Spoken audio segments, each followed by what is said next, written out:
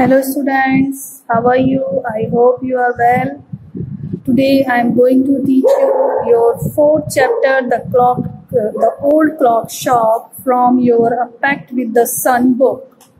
ठीक है बच्चों, तो ये क्लास 6 का चैप्टर है। तो इस चैप्टर को हम शुरू करते हैं। इस चैप्टर में क्या है, क्रिसमस ईव का टाइम है और उसमें एक शॉप है जो कि घड़ियों की शॉप है, उसके बारे में बात की गई है कि उस वहाँ पे क्या होता है। तो चलिए अब इसको हम पढ़ते हैं। It's Christmas eve and closing time for shops. वही मैंने आपको बताया कि क्रिसमस ईव का टाइम है और सभी दुकानें बंद हो रही हैं। Race old clock shop is still open. Race की जो पुरानी घड़ियों की दुकान है वो अभी तक खुली है। Two shoppers call all this late hour. दो ग्राहक काफी देर रात उसकी दुकान पर आते हैं। Christmas Eve had arrived as last-minute shoppers were going home. A thick white sheet of snow lay over Salt Lake City, USA. Yet the lights were still burning in the old clock shop as Ray, its old deaf owner, worked on a clock he had sold that day. Christmas Eve का time है और last minute में shoppers, जबकि क्या हो रहा है कि सभी लोग शॉपर्स अपने घर जा रहे हैं। A thick white sheet of snow lay over salt lakes. USA में एक बहुत बड़ी क्या कहते हैं, white sheet of snow lay over salt lake के पास सिटी है यूएसए में। Yet the lights are still burning in the old clock shop. और अभी भी वहां पे लाइट्स जल रही हैं कुछ शॉप्स पे, ठीक है ना। एज रे इट्स ओल्ड, इसमें जो रे की शॉप है वो सबसे पुरानी है। Deaf owner worked on a clock he had sold that day. इस दिन इसने बहुत काम किया और काफी घड़ियां उसकी सोल्ड हुई हैं। Having finished his work, Ray stood up and was on his way to the back room when a cold rush of air from the front door hit the back of his neck. अपना काम खत्म करके रे खड़े हुए थे तो उन्होंने देखा कि कुछ आवाज सी हुई है उनके गर्दन के पीछे। उन्हें महसूस हुआ कुछ आवाज हुई। He turned to meet a last minute shopper, but his old wise eyes told him that he was not a shopper. He saw two men, one in his 20s, the other closer to 50. The younger man remained at the door. The older man approached the counter with no sign of friendliness in his eyes. Ray was able to hide his growing fear as he slowly pushed a notepad and a pencil across the counter. जैसे ही वो पीछे मुड़ा तो उसने देखा कि last minute पे कोई ग्राहक उसके पास आया है और उसकी आंखें, जो उसकी बूढ़ी आंखें हैं, वो कुछ और कह रही है कि वो शॉपर नहीं है, वो ग्राहक नहीं है। हिस्सा उसने देखा, मतलब उसकी बूढ़ी आंखें उनको पहचान रही है कि वो शॉपर नहीं है, ग्राहक नहीं है। He saw two men, one is 20s, the other closer to 50. एक जो है वो 20 इयर्स का है और एक जो है 50 इयर्स के आसपास है। तो जो यंगर था वो दरवाजे के पास ही रुक गया और जो ओल्डर मैन था वो काउंटर के पास बड़े ही आता है उसके पास, और पर उसकी आईज में कोई फ्रेंडलीनेस नहीं है, मतलब कुछ अलग ही तरह की उसकी आंखों में उसने जो रे है उन्होंने एक अलग ही छवि देखी। Ray was able to hide his growing fear as he slowly pushed a notepad and a pencil across the counter. रे ने अपने डर को छुपाते हुए चुपचाप से नोटपैड को और पेंसिल को काउंटर के पास कर दिया। He smiled at the unfriendly face, then pointed to his ears and shook his head from side to side. अब जो ग्राहक था उसने अनफ्रेंडली सा फेस बना के हंसा और फिर क्या कहते हैं उसके quick look to surprise change man face to studied the notebook, then turned and said something to his friend. और उसने अपने थोड़ा सा कान को हाथ लगाया और साइड में होके अपने जो साथ बंदा आया था उसकी तरफ देखते हुए वो चुपचाप खड़ा रहा। Ray used the chance to look closely at the man, paying attention to the shape of a gun and a restless hand in the man's right coat pocket.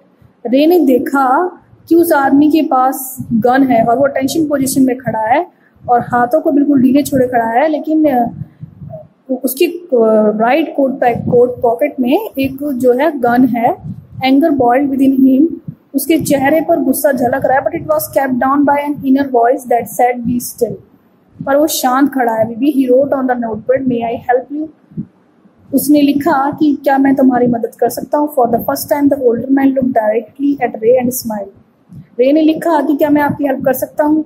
तो जो ओल्डर मैन था, जो रे था, ओल्डर मैन जो था वो रे की तरफ देख के मुस्कुराया। अ क्रूअल मॉकिंग स्माइल, जो कि एक क्रूअल स्माइल थी, एक अच्छी स्माइल नहीं थी, क्रूरता भरी स्माइल थी। They both understood why he was there, why his friend remained at the door. They looked like man who were down on their luck and were now ready to try something they would later be sorry about. उनको लग रहा था कि वो आदमी क्यों वहां पर खड़ा है और ये किसी अच्छे उससे मेरे पास नहीं आया है। द क्लॉक्स टिक्ड ऑन, घड़ियां बजनी शुरू होती हैं। रे कामली रोड अनदर मैसेज, रे दोबारा फिर से मैसेज लिखता है, have you come to pick up a clock और वॉच, कि आप क्या कोई घड़ी लेने के लिए आए हैं। Then he pointed to the lone board filled with hanging clocks and pocket watches. He was not pawn broker but at the same time couldn't say no to the needy people who placed their old watches or clocks before him for anything they could get. He loaned more than he should. They would be there when the owners wanted them back at the same price he had paid with no interest. उसने अपनी जेब से एक घड़ी निकाली और वो कहने लगा कि वह एक उधारी नहीं था, पर उसको उस समय जरूरत थी कुछ पैसों की, तो उसने अपनी घड़ियां निकाली, वो एक घड़ी निकाली और फिर कहा कि क्या आप मुझे कोई इसका प्राइस दे सकते हैं बिना इंटरेस्ट के। Then the older man seem to feel a little easier, तब जो ओल्ड मैन थे यानी कि रे थे वो थोड़े से रिलैक्स हो गए। Took out his hand from his pocket and quickly looked at the watch on his wrist. How much will you give me for this, the man road. अब उसने वो घड़ी दिखाई और बोला कि आप मुझे इस घड़ी का कितना दे सकते हो। उसने उस नोटपैड पर लिखा। दे notice a little shame in the grey eyes looking at him. रे को फील हुआ कि उसने उस बंदे को गलत समझा। The watch was nothing special and yet had great powers. Watch कोई खास नहीं थी, लेकिन कुछ बातें थी जो उनको एहसास दिला रही थी कि उसे उसकी हेल्प करनी चाहिए। It was something to exchange a way out of bad situation. Knowing that great need that had brought the man to his shop in the first place, they asked, how much do you need for it? The reply came back on the notepad, whatever it's worth. फिर रे ने कहा कि आपको कितना इसका चाहिए, आप मुझे बताइए, मैं आपकी हेल्प जरूर करूंगा। रे reached into his cash box, pulled out a $50 note and passed into a man's hand. रे कैश बॉक्स के पास गए और $50 का नोट उस आदमी के हाथ में दे दिया। As they shook hands, Ray looked into the man's eyes. They seemed to say thank. अब रे ने उसकी आंखों में देखा और उनको लगा, वो फील कर रहे थे कि वो थैंक यू बोल रहे हैं। They both knew the watch wasn't worth that much before turning to leave the man road, I will be back to pick it up as soon as I can, merry Christmas. अब उन्होंने कहा, उस आदमी ने जाने से पहले उस नोटपैड पे लिखा कि मैं जल्द से जल्द ये घड़ी वापस लूँगा और आपका ये पैसा दे दूंगा, और उनको मैरी क्रिसमस कह के वो चला गया। The little story ended on the half hour with the clocks starring all together.